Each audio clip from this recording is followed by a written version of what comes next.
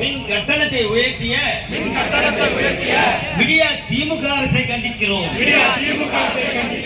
கண்டிக்கின்றோம்.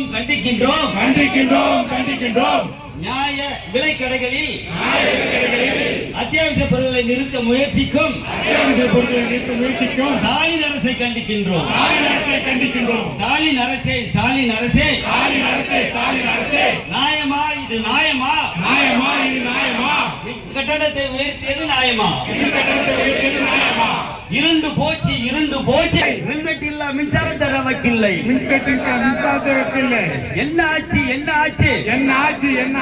ஸ்டாலினே தேர்தல் வாக்குறுதிகள் என்னாச்சு? தரமில்லை. விலையில்லா அரிசியில் தரமில்லை.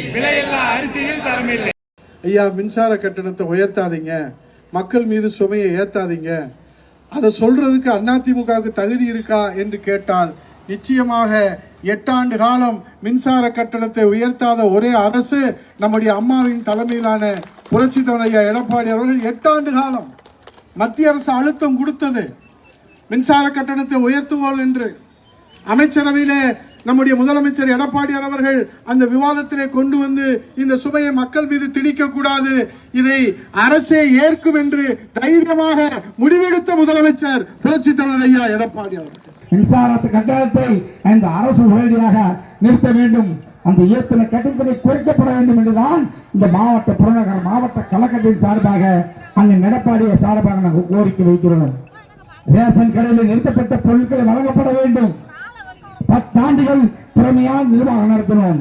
அந்த நிர்வாகத்தை சீர் செய்து நீங்கள் உடனடியாக அந்த ரேஷன் நிறுத்தப்பட்ட பொருட்களை அந்த விநியோகிக்கப்பட வேண்டும். நுகர்வோர் கூட்டுறவு சங்கத்தின் மூலமாக அந்த ரேஷன் கடைக்கு முறையாக அந்த பருப்பு, அரிசி, அந்த பாமாயில வழங்கப்பட வேண்டும். இதெல்லாம் கண்டித்து தான் இங்கே ஆர்ப்பாட்டம் நடைபெற்றுக் கொண்டிருக்கிறது நண்பர்களே. எண்ணெய் கிடையாது, கோதுமை கிடையாது, எதுவுமே கிடையாது. 3 மாசம் 4 மாசம் அவங்க வாங்கிடலாம். உண்டாடியா உண்மை தானே? கேள்வி கேட்டவங்க உங்களை உழைக்குதா? போலீஸ் வந்து மிரட்டுறீங்க, அடிச்சுருவாங்க, கேஸ் போடுறீங்க, எல்லா காசும் கேஸ் பார்த்தா நினைச்சிருக்காங்க. அடுத்த கழகத்துல பொறிச்சாளர் சிறப்பு போராட்டம் அறிவிக்க போறாரு. அப்புறம் சோறு போட்ட மேல ஞாபகம் வச்சுங்க. இதோட மாநகராட்சி செயலாளர் முடித்துக் கொள்கிறார். என்னுடைய கண்டன உரையை இந்த விடிய ஆட்சி சேர்த்தும் திமுக ஸ்டாலினுக்கு தெரிவித்து கண்டனங்களை தெரிவித்து நன்றி கூறி விடுகிறேன். நன்றி வணக்கம்.